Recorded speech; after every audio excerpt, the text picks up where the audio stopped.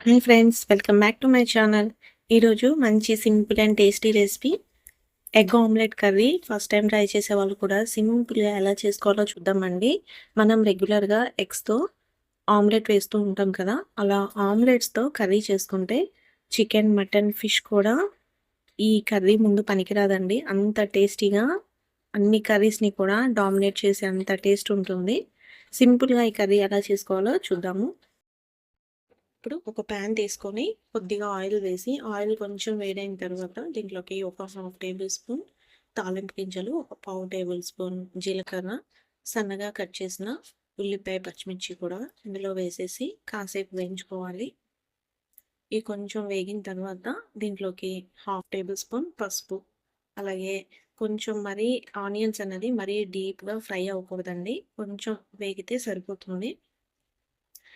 ఇలా వేగిన తర్వాత ఇప్పుడు దీంట్లోకి ఫ్రెష్‌గా దంచి తీసుకున్న అల్లం వెల్లుల్లి పేస్ట్ కూడా వేసుకొని, అల్లం వెల్లుల్లి అన్నది పచ్చివాసన పోయేంత వరకు కాసేపు వేయించుకోవాలి. ఇప్పుడు దీంట్లోకి నేను సన్నగా కట్ చేసుకున్న ఒక 5 పెద్ద సైజ్ టమాటా ముక్కల్ని తీసుకొని ఇందులో వేసేసుకుంటున్నానండి.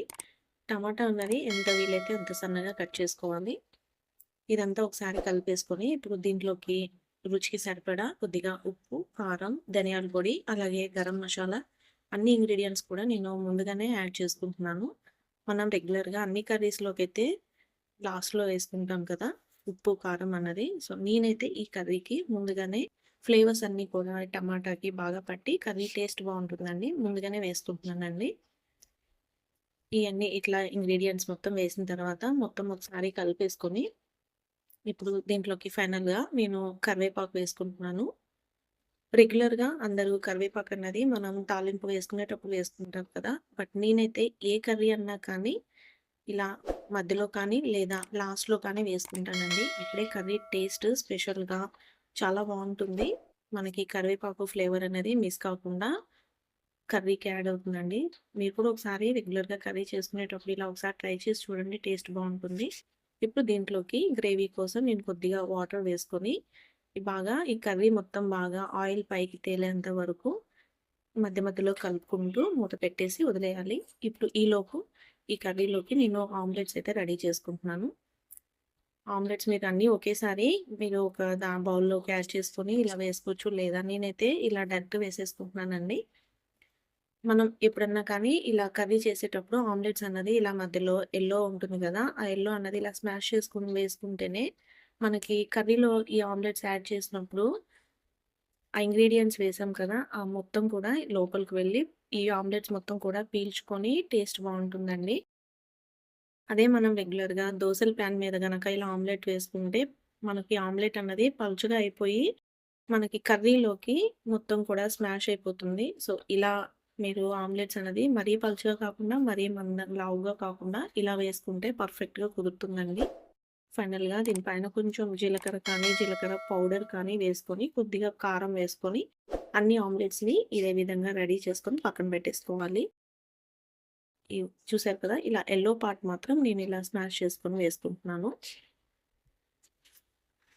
నేను ఆల్రెడీ కర్రీలో సాల్ట్ వేసాను కాబట్టి, మనకి ఇందులో సాల్ట్ వేసుకుంటే కొంచెం ఎక్కువైపోతుందండి. సో, మీరు అవసరమైతే కర్రీలో తగ్గించుకొని, ఇందులో సాల్ట్ కూడా పైన చల్లుకోవచ్చు.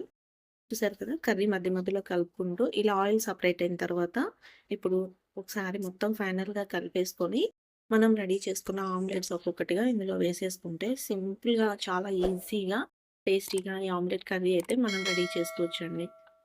చూసారు కదా, మనం ఈ కర్రీ రెడీ చేసుకున్న తర్వాత ఎక్కడ కూడా ఆమ్లెట్స్ అన్నది మనకి విడిపోకుండా, స్మాష్ అవ్వకుండా చాలా పర్ఫెక్ట్‌గా కర్రీ అనేది బావుంటుందండి. కాకపోతే మనం ఆమ్లెట్ అన్నది మరీ పలుచగా కాకుండా, మరీ లావుగా కాకుండా లోపల యెల్లో పార్ట్ వరకు మనం స్మాష్ చేసుకొని, ఇలా రెడీ చేసుకొని, ఫైనల్‌గా కొత్తిమీరతో గార్నిష్ చేసేసుకొని, ఒక్క 5 మినిట్స్ మూత పెట్టేసి లో ఫ్లేమ్‌లో వదిలేసేయాలండి.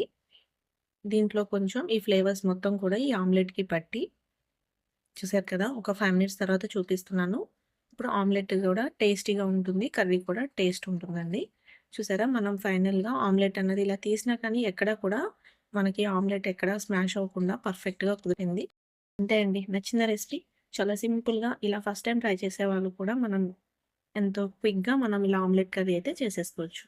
మీకు కూడా నచ్చితే లైక్ చేసి సబ్స్క్రైబ్ చేసుకోండి. మరిన్ని టేస్టీ అండ్ సింపుల్ రెసిపీస్ మీ దాకా రావాలంటే కనిపిస్తున్న బెల్ ఐకాన్ ఆన్ చేసి పెట్టుకోండి. ఇంకొకటి సింపుల్ రెసిపీతో మళ్ళీ కలుసుకుందాం. అంటే by by. Thanks for watching.